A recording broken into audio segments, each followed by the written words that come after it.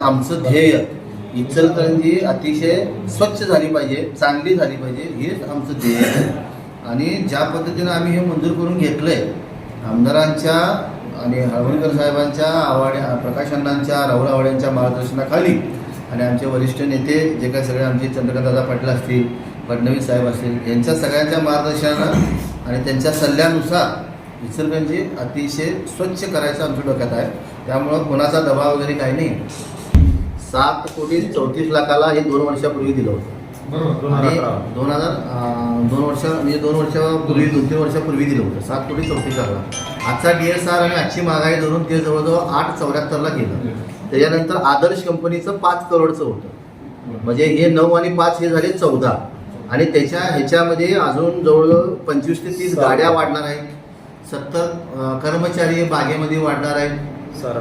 सारण गटर त्यामध्ये पकडलेले आहेत. केंद्राळ त्यामध्ये पकडलेला आहे.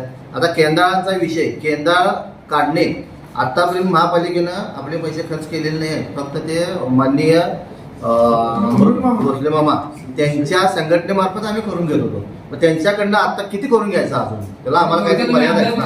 म्हणून आम्ही स्वतः गटाचं किंवा एक गटतट आमच्यात नाही आहे पहिलीच गोष्ट. आणि जे काही नगरसेवक ते आता मला माहित नाही, ते मला बघायला लागणार. ह्याची मी वरिष्ठांच्याकडे बोलून घेणार आहे की काही नगरसेवक आमचे आलेले नाही आहेत, ते का आलेले नाहीत बघा. पण मला त्या दृष्टीने असं बी म्हणायचं आहे, जर हा विषय किंवा हे टेंडर जर त्यांना मंजूर म्हणजे त्यांना जर नको असलं असतं तर त्यांनी सभागृहात उपस्थित राहून हे नाम म्हणजे मतदान विरोधात करून नाम मंजूर सुद्धा करून घेतलं असतं. पण त्यांना सुद्धा माहीत आहे की हे चांगलं आहे, 22 कोटीचं टेंडर हे योग्यच आहे, म्हणून हे टेंडर आम्ही पास केले.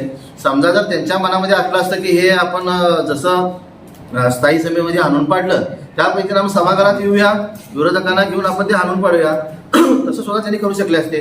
पण त्यात काही म्हणजे चांगलंच आहे हे त्यांना बी माहीत आहे. त्यामुळे त्यांनी एकतर्फे म्हणजे मंजूर करण्यासाठी त्यांनी हे केलेलं आहे. मग आता जे हजर नाही राहिले आहेत ते आम्ही हळवणकर साहेब असू देत, आवाडे साहेब असू देत, त्यांच्याशी जे काय ते आम्ही त्यांच्याशी बोलून त्यांनी बघतील पुढं काय करायचं.